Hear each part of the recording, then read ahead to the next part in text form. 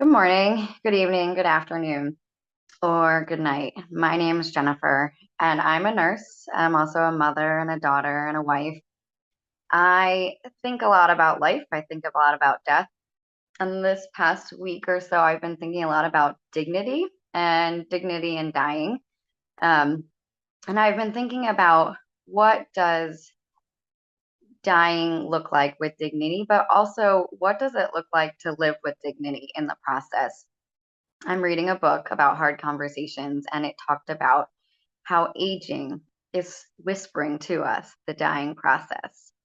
And I see that day after day. Aging is whispering to us that we are dying.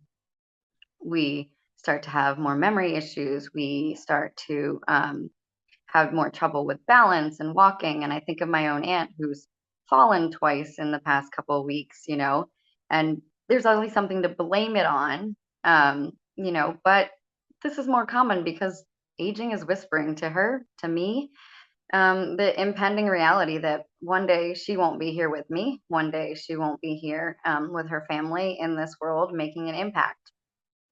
And how do you, with dignity, do that process of aging? I mean, we often will um, not do a really good job. When someone is really infirmed, we resent being their caregiver. They resent receiving care from us. And it's a fight, a push and a pull versus a pouring out of love.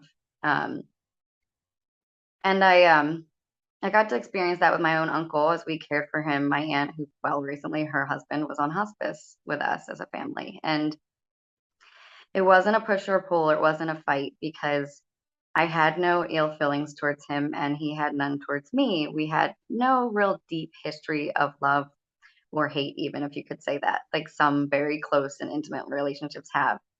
But it was just total freedom to see this man for who he is fully, somebody who was walking, talking, playing tennis, active, engaged, and someone who no longer had that capability, somebody who was now confined to a bed, somebody who is now dependent on someone for changing him when he's incontinent, who can lift and roll, and allow him that dignity in that process to know what he can do, allow him to do it, share with him what we're doing for his care, and just to really to see him and talk to him as though he was someone who was there.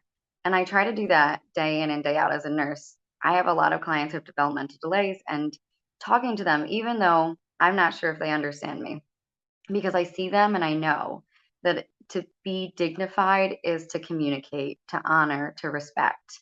Um, but it is not easy. It is not easy to receive care. It's not easy to give care at those moments. It's not easy to really see what's being whispered to us quietly and sometimes very quickly, the impending end of life. And we often will have a habit of just raging against it. And we just want to rage against the dying, and I think that really resonates with a lot of us. It made me think of something I'd heard a long time ago in a movie. Do not go gentle into the good night. Old age should burn and rave at close of day. Rage, rage against the dying of the light. But I asked myself, is raging against that dying of the light honoring me, honoring others, showing pride and respect? Or is it fighting a process that we know is inevitable? Um, I would rage against the dying of dignity, and I would rage against, just dying completely infirmed, unloved, but to rage against the whisper that has come that we will end almost sounds foolish to me. So I would love to hear you share if there's a time where you really struggled as you watch someone age or as you age. And if you're not willing to share, I would ask you to just think for yourself, where am I raging instead of living with dignity? And how can I live with dignity, live with grace and honor, and full pride in self and others? Thank you.